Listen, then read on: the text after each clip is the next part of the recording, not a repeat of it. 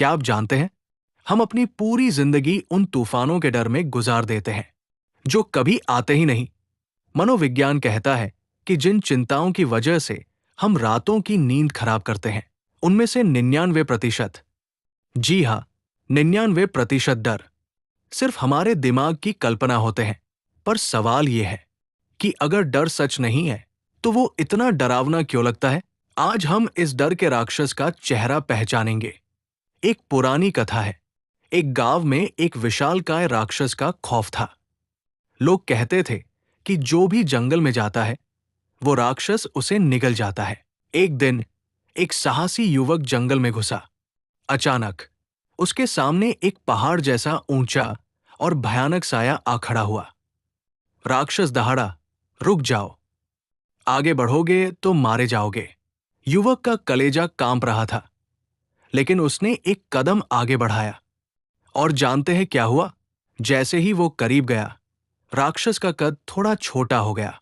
युवक अब भागने के बजाय और तेजी से उसकी तरफ बढ़ा। युवक जैसे जैसे पास आता गया, वो राक्षस छोटा और छोटा होता गया, और अंत में जब युवक उसके बिल्कुल पास पहुंचा, तो वो पहाड़ जैसा दिखने वाला राक्षस मात्र एक छोटे से कीड़े के बराबर रह गया था। युवक ने उसे अपनी हथेली पर उठाया और वो धुएं की तरह उड़ गया। वहां कोई राक्षस था ही नहीं, वो सिर्फ उस युवक के डर का साया था। यही बात सच साबित की थी माउंट एवरेस्ट पर पहली बार कदम रखने वाले एडमंड हिलेरी ने। एवरेस्ट फतह करने से पहले हिलेरी कई बार नाकाम हुए। एक बार हारने के बाद उन्होंने पहाड़ की ओर देखकर कहा था, ऐ माउंट एवरेस्ट, तू अब और नहीं बढ़ सकता, लेकिन मैं अभी भी बढ़ सकता हूं।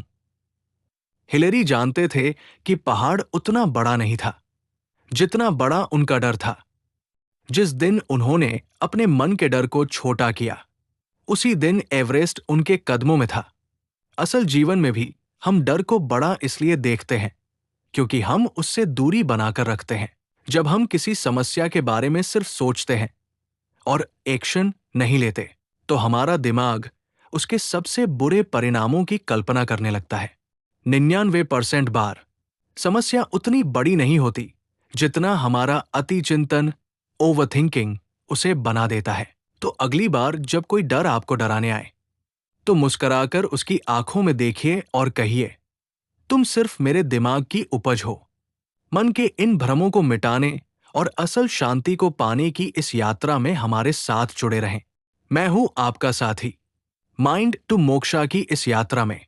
अगर इस वीडियो ने आपके मन को थोड़ी भी हिम्मत दी है, तो कमेंट में जय श्री कृष्ण या निर्भय जरूर लिखें।